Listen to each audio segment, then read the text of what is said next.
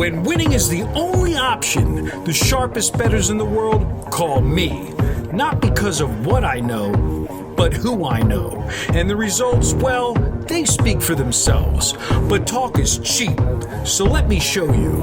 The Syndicate Insider Show starts now. So you like to play blackjack? I do. You're a casino gambler. More of a poker player, but He's a poker player! I dabble in the blackjack. He's a dabbler. He likes to dabble at the casinos. I don't like to dabble because you see me do videos with Dominic Larigio. I told him, you like to gamble. He almost slapped me. He said, I don't gamble. I'm an advantage player. I'm an advantage player, John. Then I went to Las Vegas and I got on a plane and I flew over yonder west-west. You didn't know when you're in Vegas and you go southwest, you could even go west-west. And I got on a plane and I went to Hollywood. Talk about the glitz and the glamour. And I met Don Johnson. Now, I'm old enough to watch Miami Vice. How about you? No, not so much. Kid doesn't even know about Miami Vice. I was still back in Russia back then. Not that Don Johnson, but the Don Johnson. Talk about an advantage player. When they say come in from the outside and come into the inside, all I can say is it was an eye-opening experience to be a guest and to watch and to listen and to learn and to sit down at a round table and actually take in what these guys do. I looked at one of his sources and he said, if there's no edge, you don't play the game. He's from a town, big sporting town. And I said, well, what about you go to the game, you take the wife out, you take the kids out, and you just want to have a little action on the game. He said, if there's no edge, you don't play the game. I said, well, what about, he said, what about nothing? We're talking about betting as a business, not talking about stats, not talking about trends, not talking about my favorite team, not talking about because I'm in Baltimore. Understand that middles are made because people get shocked and they don't understand that you can bet either side of a game and make money. How so, you ask? Let's look at yesterday's action. You talk about sharp numbers. Oak State, Texas Tech. The game opens at 90. And if you get that number in early, it crashes to 86.5. This is Math 101. I was just watching the video on Don. He said, like a hedge fund manager, you look and exploit the edge, and then you move in and take advantage of it just like you would on Wall Street. If you were going to go under 90, and you saw the line started cracking to 89.5, and then the game is 86.5 on game day, do you do what a lot of people do? Do you chase steam? Or do you buy it back and say, you know what? The value is out of it. The variance is out of it. There's no more value. I'm going to go over 86.5 because everybody drove it all the way down. The game landed on 89. Under 90, over 86.5, you have a middle.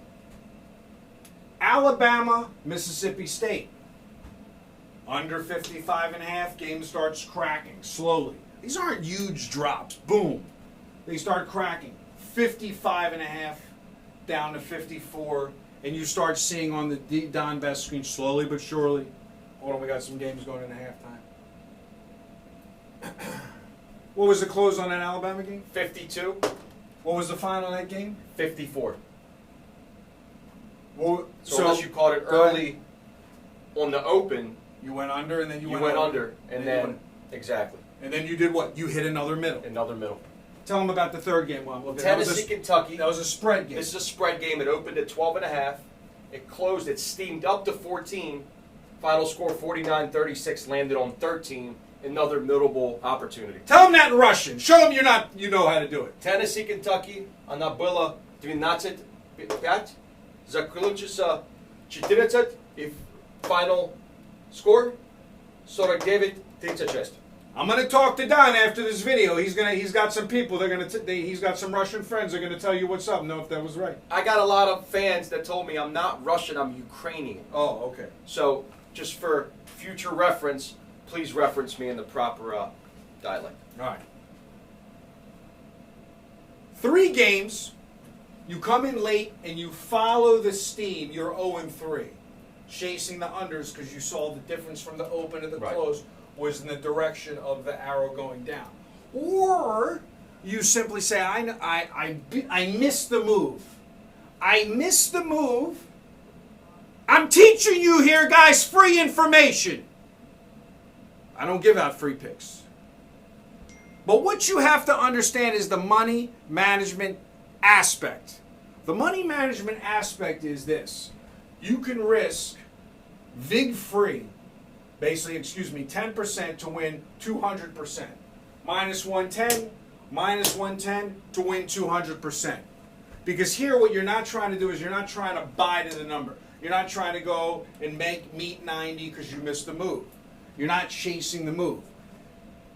Second half trading. Second half trading, especially in college basketball. We've already been making a fortune in second half trading because a lot of the good teams, the heavily favored chalk early in the college basketball season, doesn't care in the beginning of the season. They come out sloppy. They're laying huge price numbers, and they're not going to be going wire to wire like a horse. We say it's a tale of two halves. It's a tale of two halves. As my man Kenny White would say, pace. The speed at which two teams run up and down the court. And so what you have to understand is that unlike football, where you can't make that assumption, each team will have a run. Mm-hmm.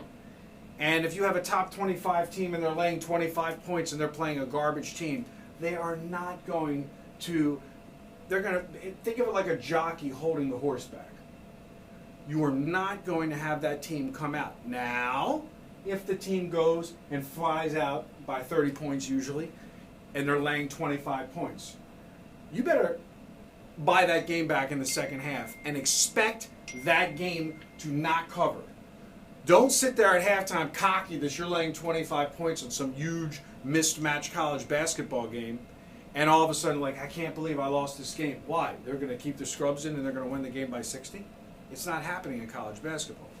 I could show you example. If I was going to write the first half, second half debacles in the first 3 days of college basketball, you need another board. I need to put boards all around this office.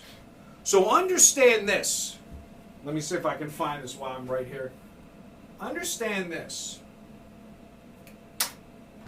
Let's see. I'm very excited. I'm extremely excited. We haven't talked about the election. I'm more irritated I didn't have money on him. Well, the odds were outrageous. The odds just were absolutely... I mean, there were some sick odds. What do you think? Some sick odds? Look, dogs win all the time. Dogs win all the time. You wouldn't be surprised if a huge dog won an upset in college or pro football. You shouldn't be surprised if the dogs upset in politics. And I walked over to the Trump Tower the next day when I was in Vegas. It was a pretty interesting scenario. And I'll be on the radio this Tuesday again at 1400 a.m. I'm back, as always, in Baltimore. Let me see if I can get you in here. Hold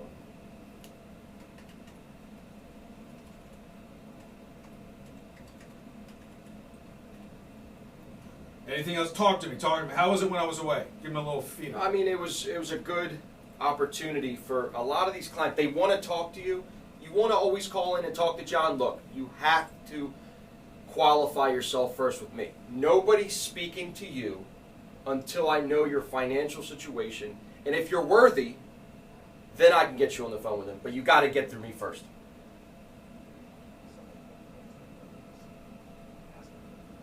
Is that it? That's it.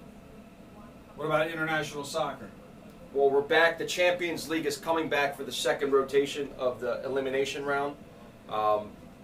It breaks up right now because so many leagues are going on. They're trying to give these guys a break. So we only play during midweek, which is a great opportunity in the middle of the day to pick up easy cash because, as we know with soccer, we do a lot of hedging.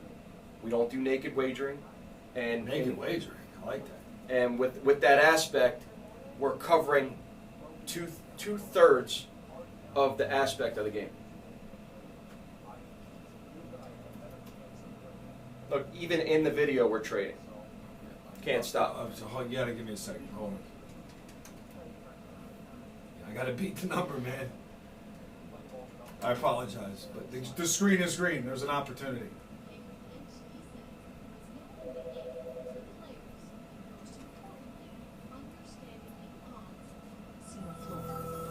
My man Don here, he did a video. All of it's math. Everything on this casino floor is math, just like a Wall Street trading floor. You're trying to find inefficiencies in the way they offer their games. And when you find an inefficiency, yes, you're going to take advantage of it. Don found It's all an inefficiency math. in the casino's perk system.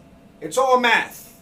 The people I deal with, they call me the insider, not because of what I know, because of who I know. I'll be back in Vegas in 3 weeks. Understand this. You want to look for the hot pick, the game of the week, the game of the month? I'm not your guy. You want to come in from the outside. You want to watch, listen, and learn with the most notable experts in this industry featured on the History Channel. Featured on ABC, CNBC, 60 Minutes, documentaries on their life, on how they've busted the casinos for hundreds of millions of dollars. You want to break bread with these gentlemen. You want to learn how they've done it. You want to understand why. Math always prevails over emotion. Come in from the outside, come into the inside. It really is that simple. You too can profit the same way the wise guys win week in and week out, and continue to make it a November to remember, into December to remember. I'm back in Baltimore. The Ravens can't lose tomorrow because they already played on Thursday. Good day and good luck.